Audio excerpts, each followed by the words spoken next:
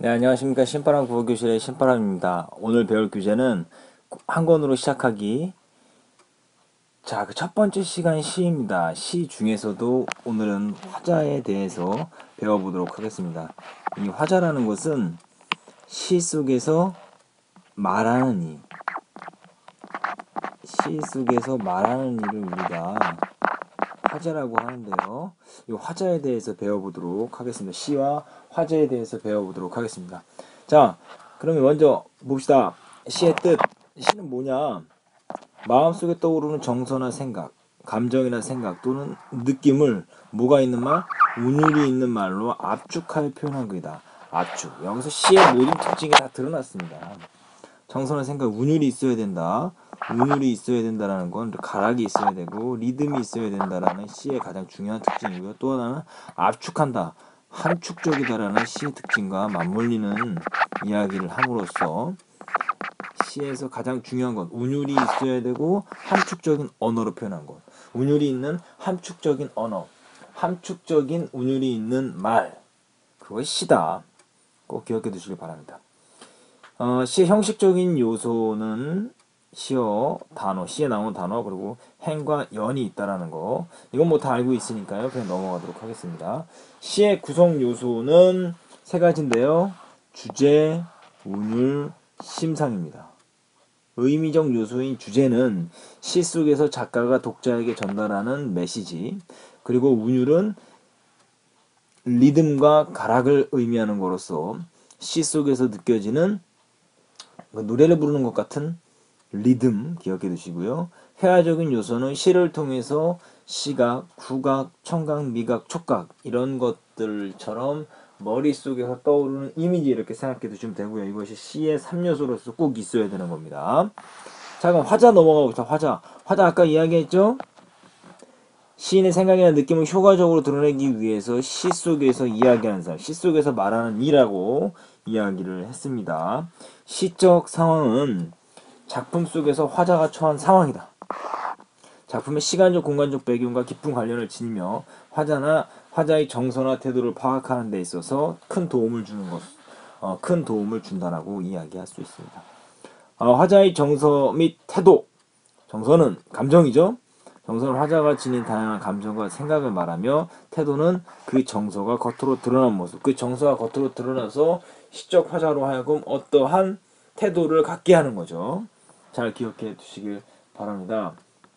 자, 그래서 여기 한번 볼까요? 기영도의 엄마 생각을 보면요. 열무 30단을 이고 시장에 간 우리 엄마 안 오시네. 해는 시든 지 오래. 나는 찬밥처럼 밤에 당겨. 아무리 천천히 숙제를 해도 엄마 안 오시네. 배춧잎 같은 발소리 타박타박. 자, 옆에 글을 한번 읽어봅시다. 이 시의 시적 화자 나는 시장에 장사하러 가신 엄마를 기다리는 상황인데 해가 시들었다는 표현을 통해서 시간적 배경이 밤이라는 걸 알 수 있고 밤도록 오시지 않는 엄마를 기다리는 화자의 정서는 무척 외롭고 무서울 것 같아. 그래서 뭐가 드러났냐면 시적 상황. 엄마가 밤 늦도록 돌아오지 않고 거기서 느껴지는 외로움, 감정이죠. 이런 걸 보고 정서라고 하는 겁니다. 이게 드러나서 파악할 수 있는 것이죠.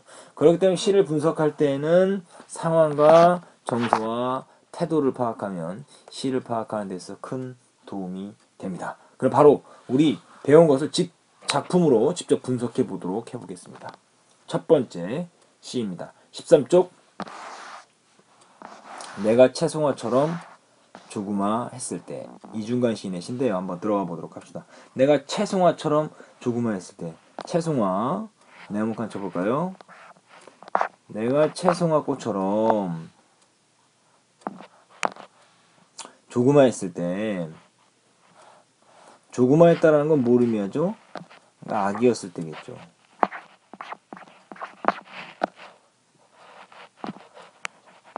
아기였을 때 꽃밭이 내 집이었지. 꽃밭이 내 집이었다. 꽃밭이 내 집이었다라고 그랬어요. 자, 내가 강아지처럼 자, 강강 돌아다니기 시작했을 때 마당이 내 집이었지. 지금 똑같습니다. 나를 지금 빗대서 표현하는 건 다 네모칸 쳤어요. 다 직유법이에요. 왜냐면 뭐뭐처럼 이렇게 자, 다 뭐죠? 이처럼 직유법.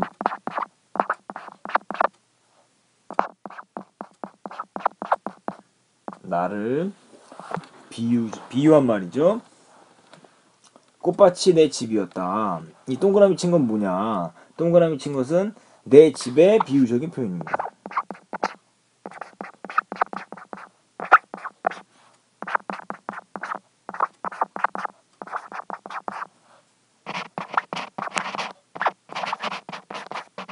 이거는 무슨 표현법이냐? NMP이다. 은유법. 은근히 비유했어요. 은유법이다라는 거. 잘 기억해 두시고 계속 가봅시다. 강한강 돌아다니기 시작했다라는 거는 강아지랑 강한강 언제 어린아이였을 때 내가 강아지처럼 어린아이였을 때 마당이 내 집이었고 내가 송아지처럼 공중공중 뛰어다녔을 때 푸른 들판이 내 집이었다. 공중공중 뛰어다닐 만큼 컸을 때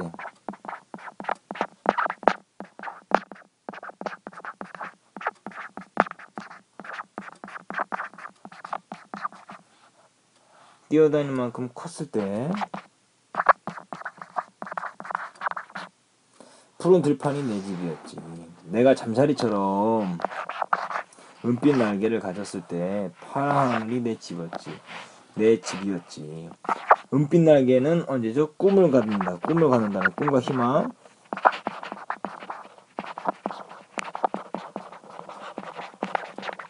꿈을 가질 때 파란 하늘이 내 집이었지. 내가 아주 어렸을 때 내 집은 많았지. 나를 키워준 집은 참 많았지. 이 참. 원래 참이라고 표현해야 되죠? 시에서는 허용해 준다 그래서 이것을 보고 시적 허용이죠. 시에서만 허용해 주는 것. 자, 운율을 형성하는 거예요. 그리고 의미를 강조하는 거예요. 시적 허용을 통해 얻을 수 있는 효과는 운율을 형성하고 의미를 강조한다라는 거죠.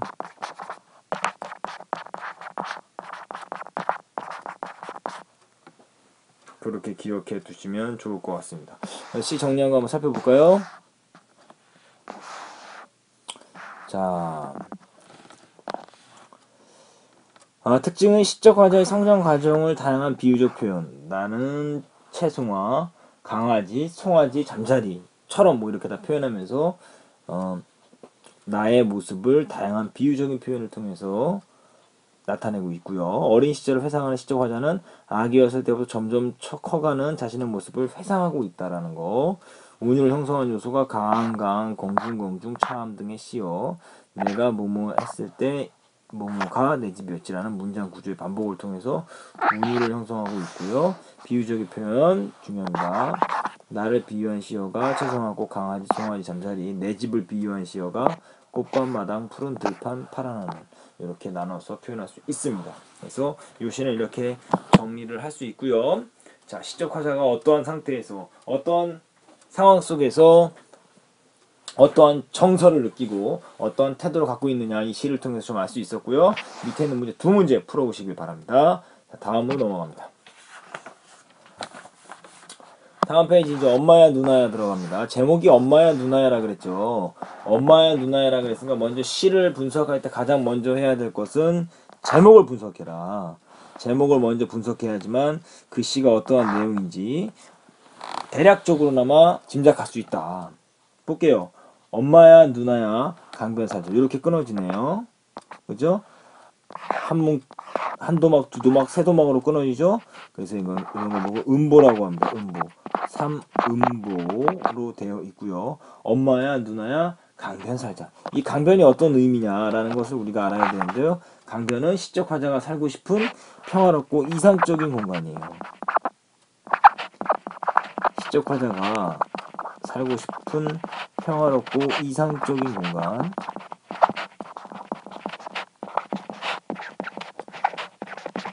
엄마하고 누나하고 평화롭고 이상적인 공간에 살고 싶은 거예요. 때에는 반짝이는 금 모래빛, 뒷문 밖에는 갈리페 노래. 금 모래빛 무슨 심상이죠? 눈으로 보는 거니까 시각적 심상이고요. 갈리페 노래 귀로 듣는 거니까 청각적 심상. 그렇게 해놓은 다음에 맨 마지막에 똑같이 엄마야 누나야 강변사자 이렇게 이야기하고 있습니다. 자, 한번 살펴볼게요. 엄마야 누나야 강변 살자라고 이야기했는데 요 첫 행과 요 마지막 행이 똑같습니다. 이런 걸 보고 우리가 뭐라 그러냐면 처음과 끝이 비슷하거나 똑같을 때는 수미 상관이라고 합니다. 처음과 끝이 똑같은 거 수미 상관이라고 하는데요. 수미 상관을 통해서 얻을 수 있는 효과가 있는데요. 그 첫 번째가 뭐냐면 운율을 형성합니다. 두 번째는 의미를 강조하고요. 세 번째는 시에 구조적인 안정감을 줘요.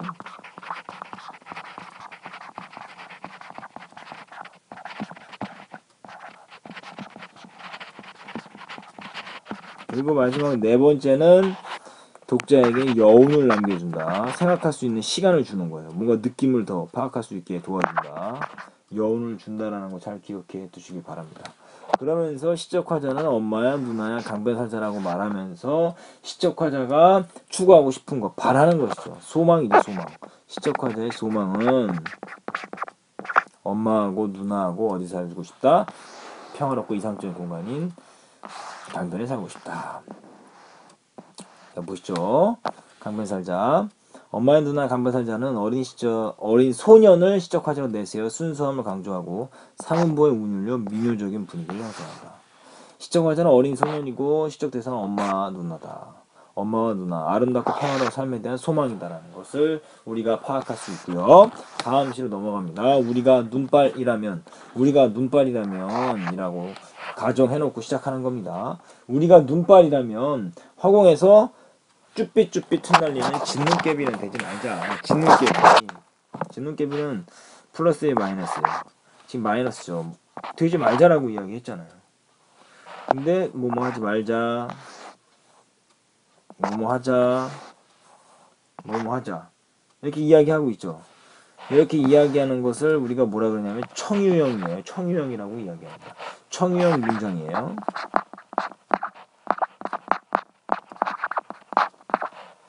청유형 문장인데요. 이런 청유형 문장을 뭐뭐 합시다라고 이야기하면서 설득력을 높입니다.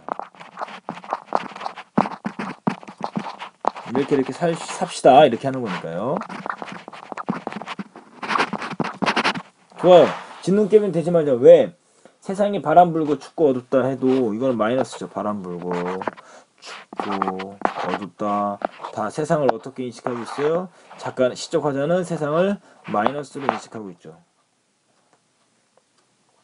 사람이 사는 마을 가장 낮은 곳이 뭐를 의미하는 겁니까? 가장 낮은 곳이 의미하는 것은 소외받은 사람들이 사는 곳이죠.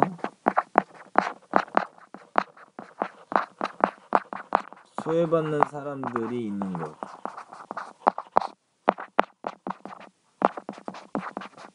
거기가 바로 가장 낮은 곳이다. 거기서 뭐가 되자? 한방눈이 되자. 플러스잖아요. 이거는 펑펑 한방눈. 행복과 기쁨을 주는 존재죠. 행복과 기쁨을 주는 존재. 왜냐하면 아무리 더러운 것이라도 흰색으로 다 덮어버릴 수 있고요. 포용해주고 따뜻한 느낌이 있죠. 우리가 눈발이 나면 잠 못 든 이에 왜 잠 못 잤을까요? 상처가 많아서. 상처받고 소외된 이유.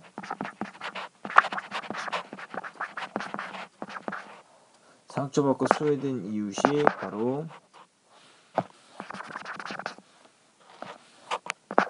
잠 못 드니. 그런 상처받고 소외된 이웃에게 창문가에서 편지가 되고, 편지 플러스죠. 상처에 두는 새살이 되자. 즉 편지와 새살 다 뭡니까? 잠 못 드니, 즉 상처받고 소외된 이웃에게 가서 뭐를 하자? 희망이 돼주자, 힘이 돼주자. 그런 내용이 바로 우리가 눈발이라면 시의 중심 내용이고, 한번 정리해 볼까요? 현실 참여적인 특징을 갖고 있어서 현실 참여시라고 합니다.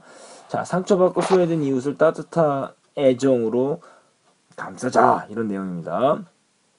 특징은 동일한 시구와 청유형 문장을 반복해서 운율감을 형성하고 대립적인 시어를 통해 주제를 강조한다. 뭐와 뭐? 진눈깨비와 한방눈, 이렇게 되는 거죠.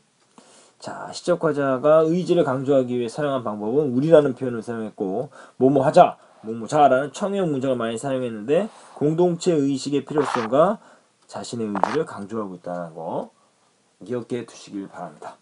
자, 관련된 문제 한번 풀어보시고요. 이어서 시어에 대해서 배워보도록 하겠습니다. 다음 페이지입니다. 16쪽. 자, 이번엔 시어에 대해서 배워봅시다. 시어는 시에 나온 단어라 그랬죠? 자, 시어. 첫 번째, 함축적 의미. 함축적 의미는 비유적 의미라고도 하고요. 그리고 상징적 의미라고도 합니다. 비유적 의미, 상징적 의미. 다 똑같은 말입니다.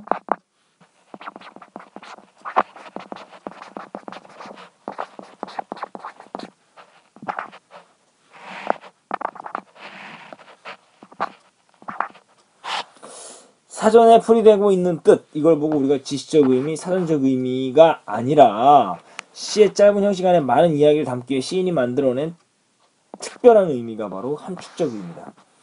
자, 눈을 예를 들어 살펴보면요, 이게 사전에 실려있는 의미는 이런 의미인데요. 속성은 하얗고 차갑고 덮어버린다, 날린다, 내린다 이런 것들이 있어서 함축적 의미 하얗다라는 건 순수하다, 차갑다라는 건 시련과 고난이 있다, 덮는다는 건 관용과 포용, 그리고 날린다라는 방황과 방향, 내린다라는 건 회상과 그리움, 뭐 이런 것들을 통해서 우리가 함축적인 의미를 파악할 수 있는데요. 즉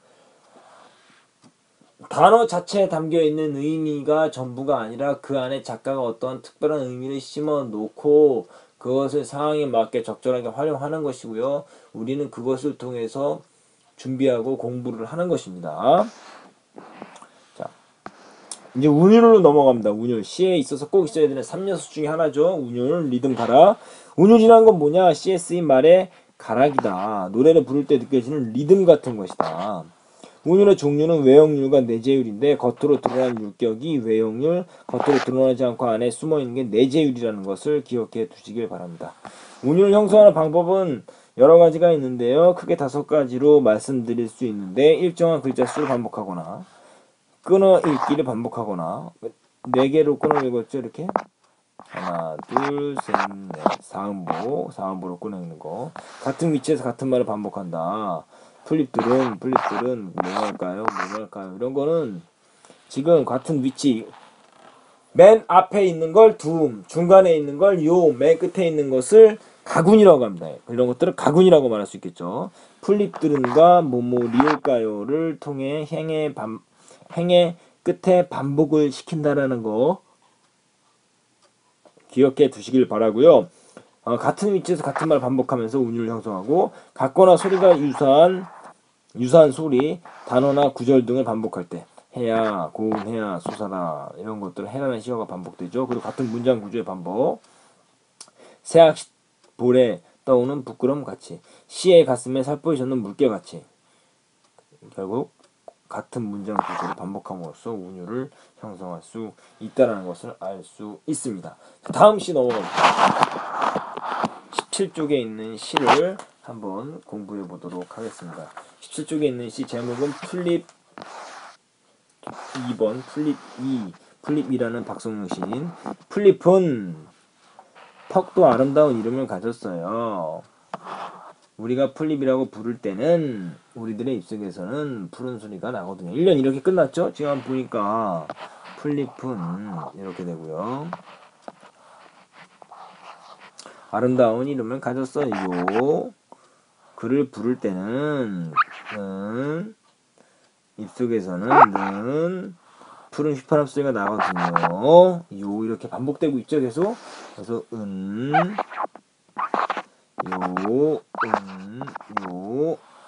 이렇게 되고요. 또 3년에서도 이렇게 진행이 됩니다. 그것도 이렇게. 그래서 결국은 행 끝에 가군으로 뭐를 박아놨다? 은하고 요를 통한 운율 형성. 은하고 요의 반복을 통한 운율 형성.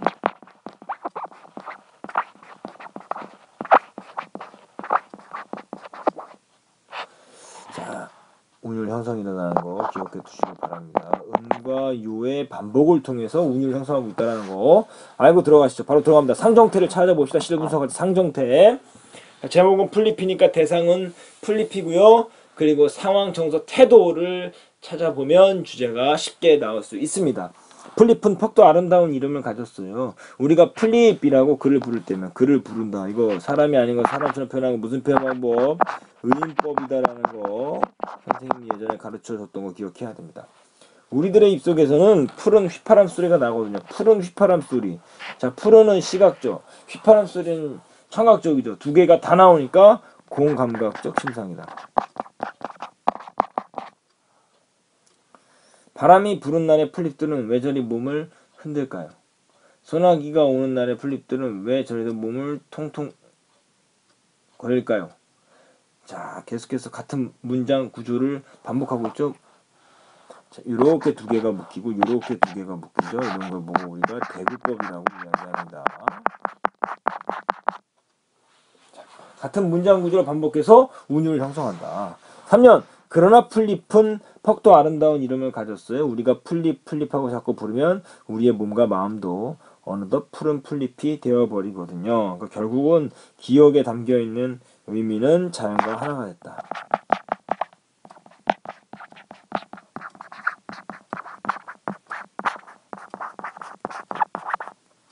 한자성어가 물아일체 물심일여 다 똑같은 뜻입니다. 잘 필기 잘 하시길 바라고요. 자, 한번 시험을 정리해 봅시다. 자, 운율을 형성한 요소 은하고 요가 같은 위치에서 반복된다라는 거 기억해 두시고요.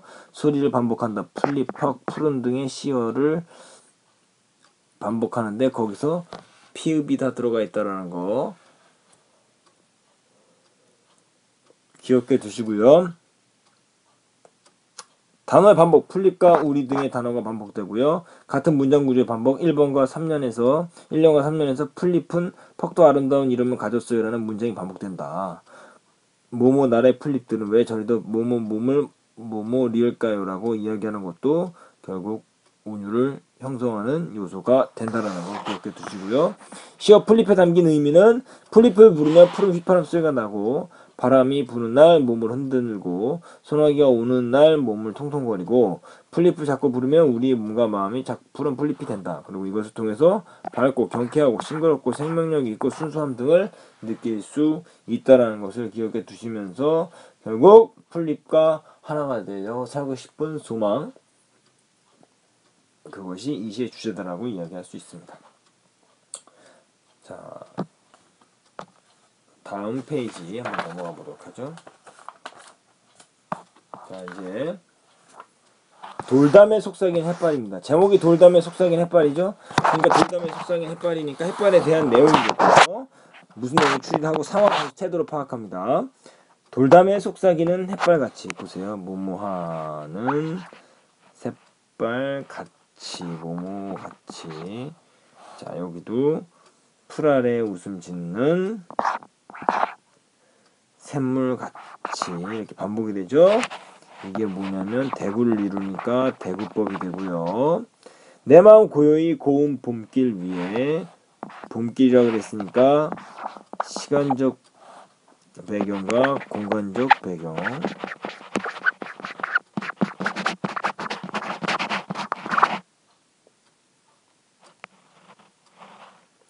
시공간적 배경이 나타난다는 것을 우리가 알 수 있고요. 근데 뭐라고 말했냐면 오늘 하루 하늘을 우러르고 싶다라고 이야기하면서 이것이 사실 주제가 담겨있는 주제행위죠.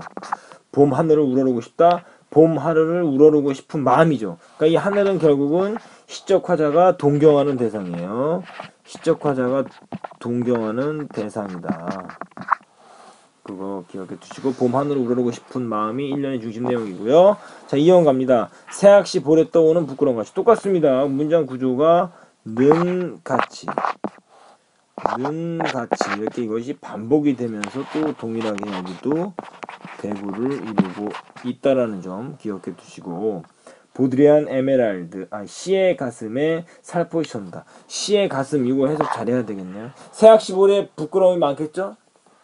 그리고 시의 가슴, 여기서 말하는 시의 가슴은 뭐를 의미하냐면 시적 정서가 충만한 마음이에요. 시적 정서가 충만한 마음. 충만한 마음.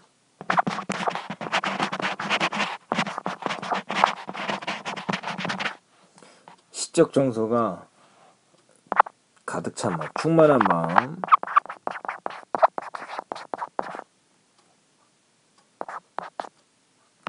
자, 보드레한 에메랄드 얇게 흐르는 실비단 하늘을 바라보고 싶다. 여기도 흐르는 이거 있죠. 실비단 하늘을 바라보고 싶다라는 거 어떤 의미죠?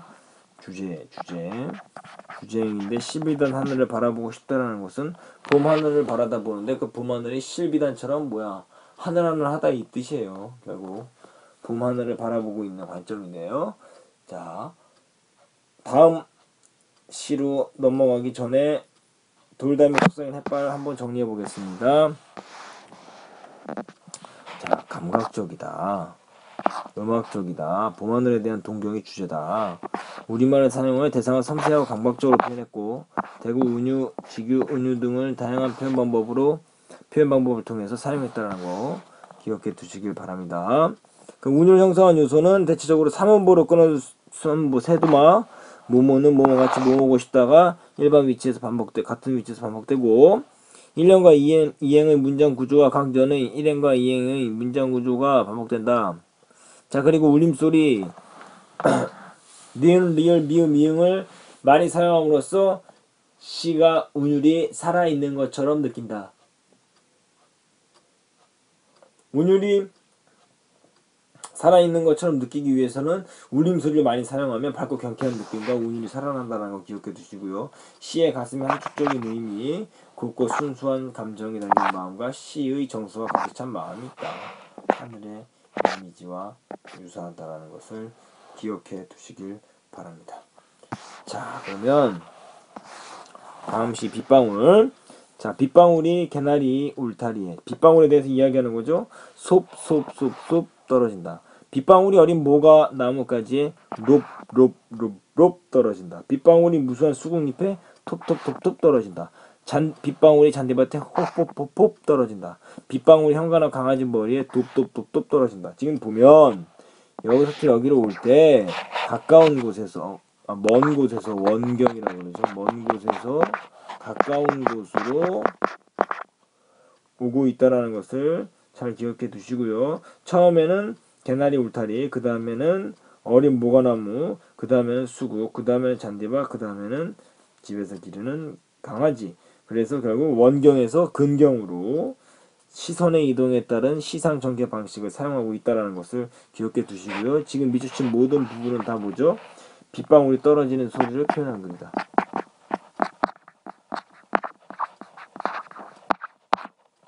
빗방울이 떨어지는 소리를 표현했다.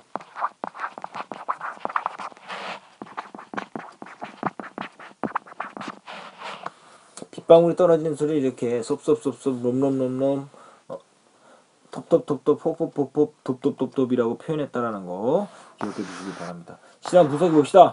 시선의 이동, 가까운 곳에서 먼 곳으로 시상이 전개되고 있고 운율 형성하는 요소는 사음보. 왜 사음보죠? 빗방울이 개나리 울타리에 쏙쏙쏙 떨어진다. 이렇게 끊어줄 수 있겠네요.